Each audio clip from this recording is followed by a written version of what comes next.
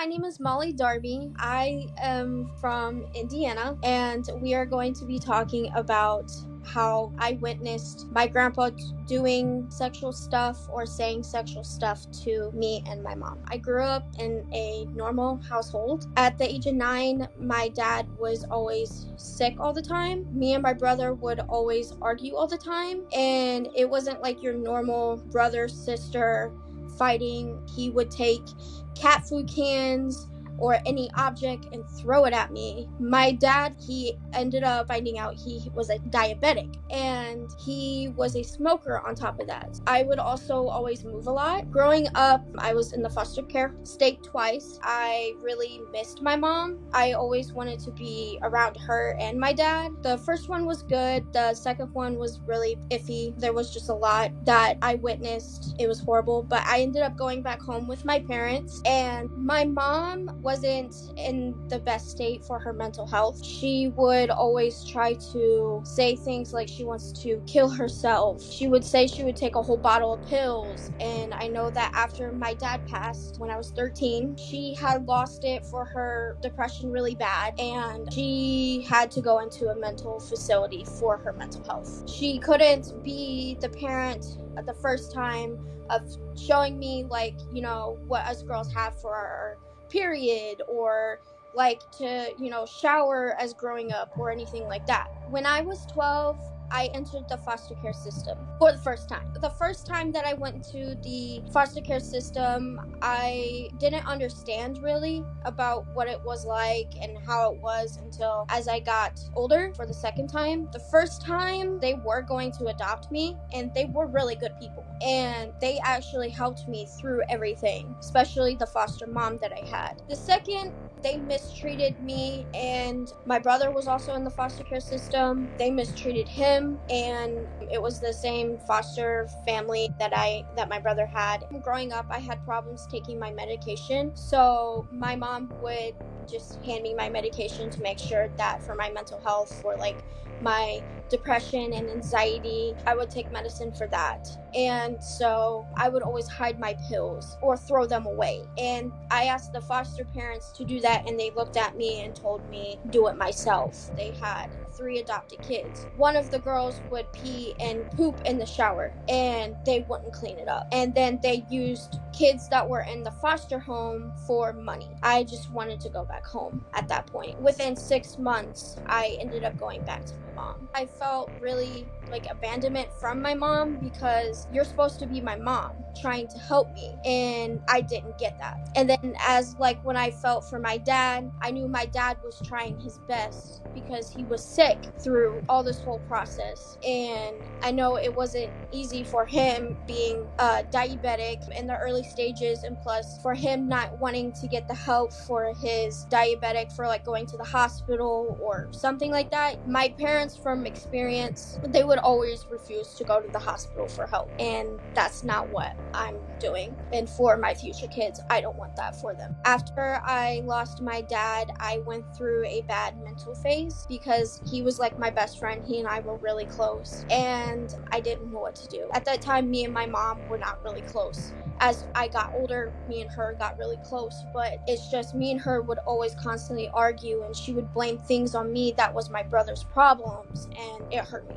I felt betrayed. Yeah, I knew she loved me, but at the same time, I felt like I was the odd one out. I really do think that from how my grandpa treated my mom, because I know that her growing up was not the best either. What she told me was that he would take a wooden paddle back then with nails in it and hit them over the rear end with it. They put me the second time in the foster care system because of the fact that my parents' home, they claimed unstable, but it was actually wasn't. It was, everything was like redone in that trailer. It was a trailer house. So they made us move to another one, and that one was worse than the first one, and it had like bugs and everything in it. And so they just took me back in the second time. And the second time, I'm like, okay, I know I'm being taken again. I just hope that I will be in a good area for the second time. I know my mom's mental health was fine that time. Her mental health would go up and down. So like, I don't know if it had a part of her mental health, but I know that I also got taken because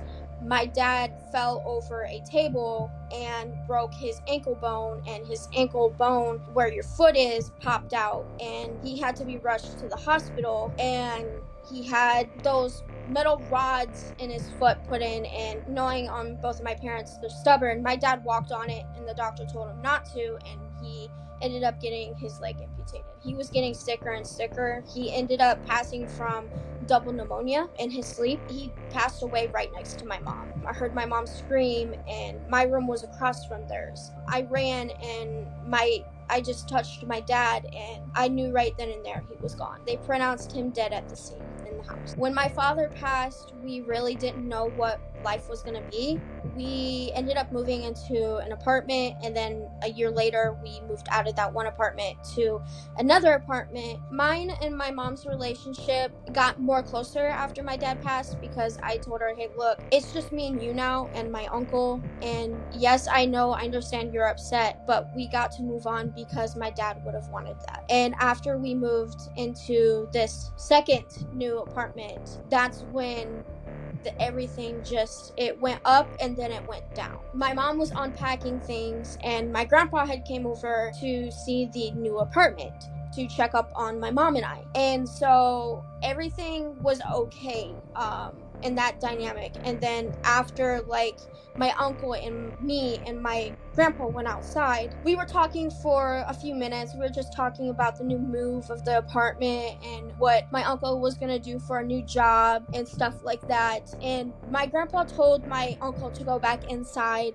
so he could talk to me. And me and him it was an okay conversation. It was just about how I felt about the move into a different location and how I felt about sharing a room with my mom, because it was a 2-bedroom apartment, so I had to share a room with my mom. And after this, he leaned in and gave me a hug, and I could smell on him, and it was really strong. And I told him, I was like, hey, you don't smell really good, can I just go back inside? And when in this hug, he took his hand and went down towards my rear end, and I was like, hey, this is gross, like, get off me. And I literally had to push him off of me to go back inside. And I told my mom what happened, and she basically looked at me like, what are you talking about? I don't believe you kind of look. And I said, are you going to say something to him about it? And she didn't even confront him or tell him, and I think it was because she was scared, because he's a very bad person. I call him the bad grandpa because of how much trauma he's put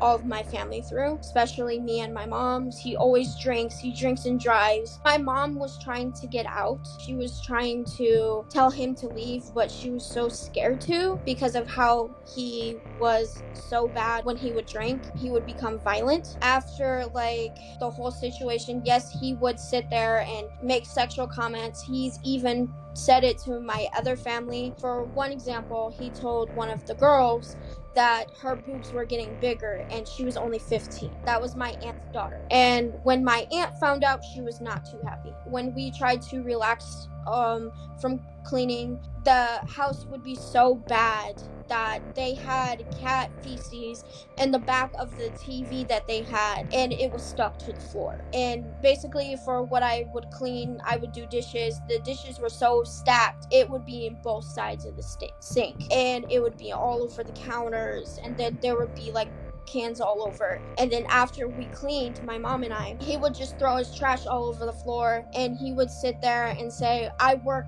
8 hours a day, you guys need to clean, and everything like that. On my 18th birthday, my mom ended up giving him $800 of my social security money. I told her, I was like, can we get me like a birthday cake or something from the store so I could have an actual birthday with my family, because I never got that. I never had a sweet 16. I never had any friends over to spend the night. It was always constantly just me and my mom and my uncle. And so on my 18th birthday, I yelled at my mom. She and I got into an argument. I was like, why did you give him money when you know he's gonna spend it on?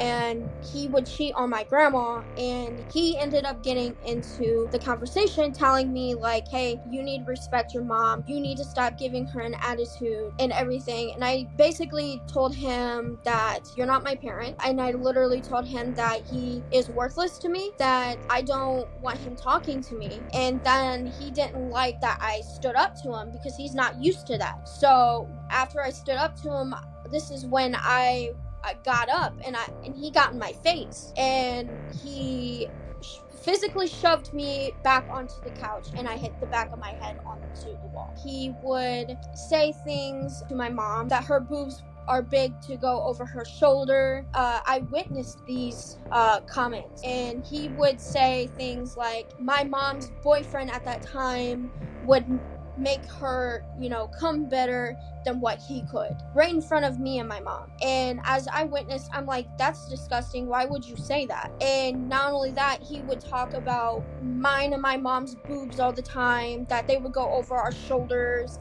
that they're big. And he would also say things like how he wanted to meet other women and not actually go with my grandma. I was disgusted. We slept on a couch, and it would recline up, and my mom would be next to him. I'm a all-night person. I like to stay up all night because of the trauma of losing my dad because he passed in his sleep. So I would just make sure that my mom was okay, make sure nothing happens. And he would have naked girl pictures on his phone, and he would either, jack off to it, or he would watch the porn that's on the cable TV that he had and jack off to that right beside my mom and I. It was confusing because I didn't know what to do, and I tried to tell my grandma, but she didn't believe me. None of my family believed me until at the end of my mom telling my aunt. She was with a good boyfriend at that time. Before she met this guy, my mom and I and my uncle ended up being homeless because of the fact there was this guy before, and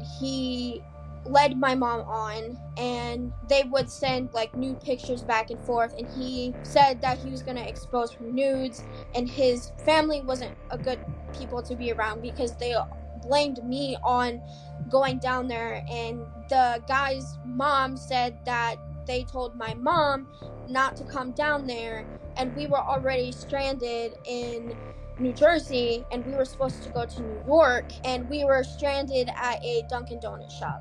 And from experience of us getting out, we were scared because we didn't want to be homeless again. And my grandma actually made a comment to me and my mom and said we were only there to clean. So that's why my mom was hurrying to get out of there. And luckily, the guy that was with, he ended up telling us to get out of there because he also witnessed my grandpa treating my mom and I like, and he told us to go from Indiana to New York. He was in Brooklyn, New York. So he actually lives with us now. I was homeless from 17. I was scared because we were in a hotel, and the hotel, we had 2 cats, and we basically had to pay the hotel. We couldn't eat any food hardly. We couldn't get any shower stuff because we were relying on my Social Security income because my mom got dropped from Social Security. So being homeless, it was probably about a year. I was scared because the area of the hotel, it was infested. So a lot of people would be doing and it was just unstable. I ended up dropping out of school too because my mom dropped me out. So I don't have any education. I was upset because I loved school. Yeah, there's times where growing up I didn't like it, and I would try to not I would make up lies to not go to school. But at the end of the time, going to school was my escape route of everything. I've always wanted to tell my story. I just was scared to because my family is very judgy people. After my mom passed, from people telling their stories around, I wanted to tell mine because there's other people that could go through it, and I want those people to know that they're not alone, that there's someone else who got an escape route and they can go to people to get for help. My mom passed in 2021 from COVID and a heart attack. Me and her got really close, and I know that from what people told me when they had a conversation with her, all she would do was talk about how much she loved me and how much that I've grown up from what I've been through to now. My birthday is actually the end of this month. On the 30th, I will be 23. Hopefully actually settling down and having my first kid with me and my fiance and getting married, and also trying to get my GED and everything. So I'm gonna work on that, hopefully. And I know that when me and my fiance have our first kid, I want them to if it's a daughter or a son of what I have, I want them to look back and think, wow, their mom is a positive role model.